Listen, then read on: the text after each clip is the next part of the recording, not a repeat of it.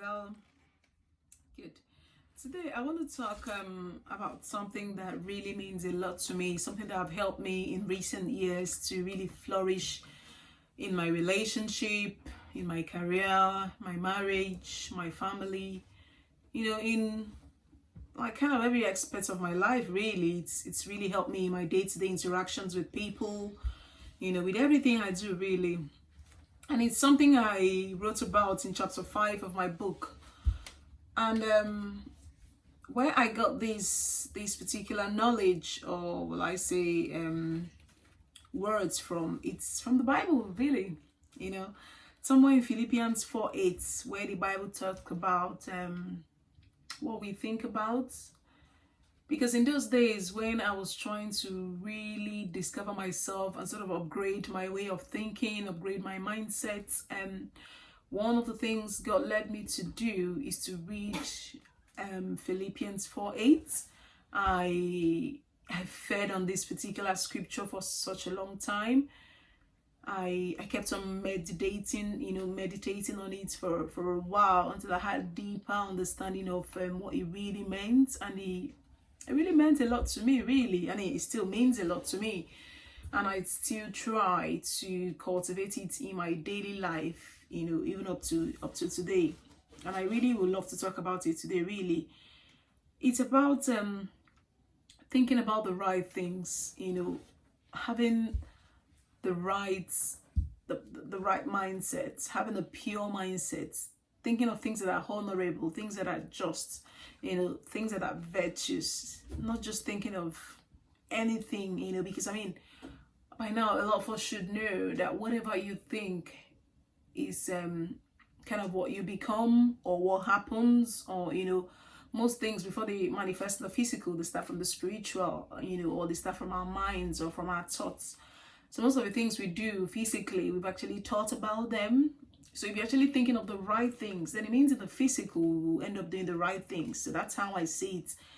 So after reading that scripture, I used it in one of my in my books, particularly in chapter 5. Like I said, it just helped me to flourish a lot in so many areas. So that's why I titled chapter 5 as keep flourishing. Because after knowing who you are, after having confidence in yourself, and trying to become better, trying to be to live a successful life on a daily basis, for you to actually maintain this and carry on flourishing in every sphere of life, you need to try and cultivate this way of thinking, as the Bible said in Philippians 4:8. So one of it is having pure thoughts. Can you having pure thoughts, thinking of things that are pure, things that are good, things that are nice, things that are calm. Imagine yourself in the sea, with the waves.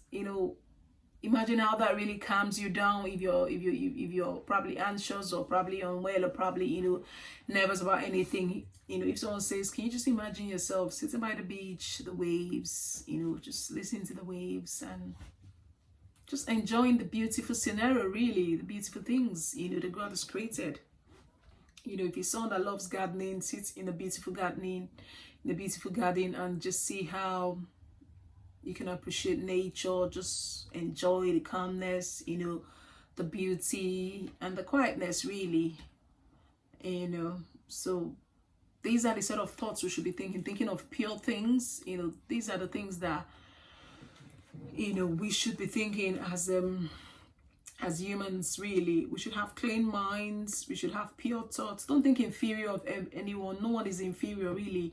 Everyone is been made equal in the eyes of God. So that's how you should think about yourself. You should think about other people. The same things you wish for yourself is what you should think, you should wish for other people. So this is what pure thoughts is all about.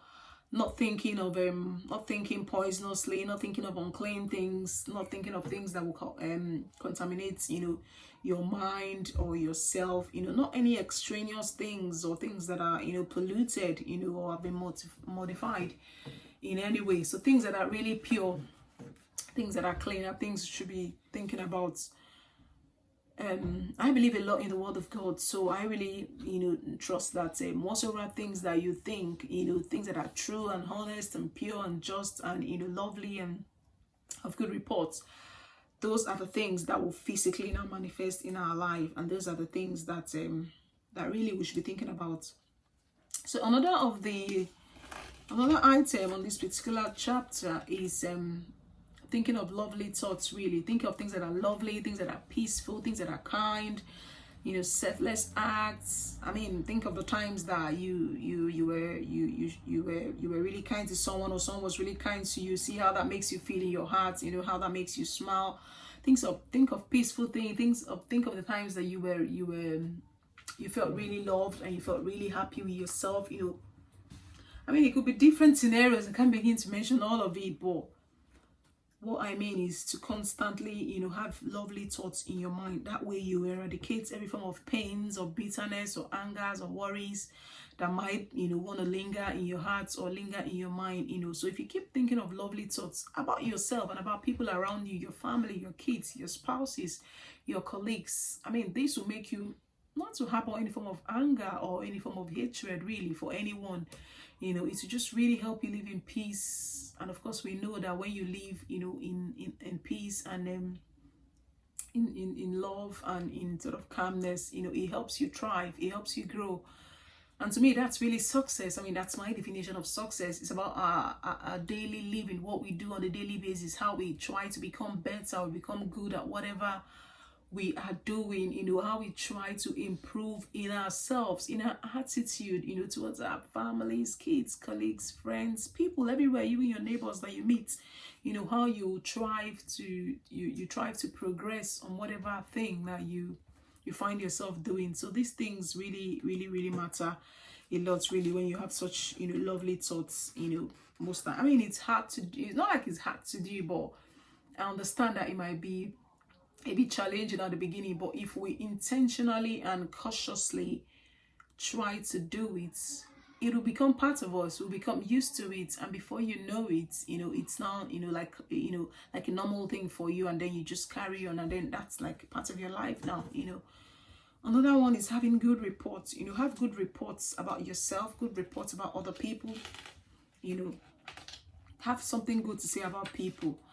Have something nice, something sweet to tell someone, that you meet, even when you don't meet them physically, even on the phone, on the text, just have something nice to say. I mean, Mother Teresa, what did she teach us? She said, kind words can be short and easy to speak, but they echo loudly. The echoes are endless. The echoes travel as far as, we can imagine.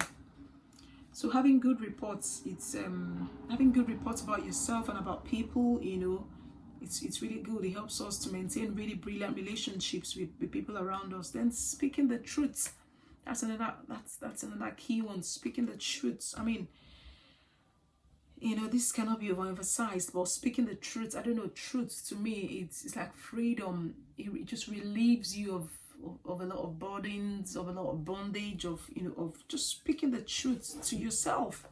I mean, what the truth is to yourself. Speak that to yourself on a daily basis. That is going to really enhance your mindset, and it's really going to help your physical relationships with people, and it's going to help you in not just not just in relationship, in your business or in your career, in your job, whatever you are doing.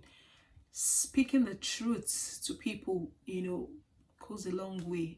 I mean, even the Bible talks about how lies is sin. I'm not saying I've never lied or that but just live consciously in such a way that if you say a lie or you say something that is wrong or that you're not meant to say, immediately try and correct yourself. That's why I always say try and live intentionally, which is more like being cautious of whatever you're doing or whatever you're saying, being mindful, not doing things in a hurry or doing things in a haste, so that you don't end up saying the wrong thing or hurting someone's feelings.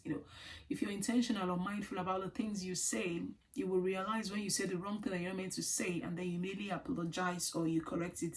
So that's what I try to do. So I mean, the fact that you're trying to do it alone makes you a much more better person. It makes you much more just realizing that this is wrong and then taking the right step to become better. It just makes you a lot more better than the person who knows that it is wrong and yet they want to remain in those wrong things. So your mindset has to be truthful, so that everything that comes out from your mouth and everything that manifests in the physical will be full of truth as well, and will be right, really. So another item in this particular verse is about honorable thoughts, having honorable thoughts about people. I mean, if you want to be honored, you need to be ready to honor people. You need to if you want to be esteemed, if you want to live a really good good and successful life on a daily basis, you need to be ready to have honorable thoughts. So think of things that are honorable, not things that are wrong or things that are not right, or things that are not pure, or things that unethical. No, why think of things that are unethical? I mean, whatever you're thinking it's whatever will sort of manifest later. So think of the right things at all times. That really helps a lot, because your words, I mean, they have amazing abilities. Whatever you say goes a long way.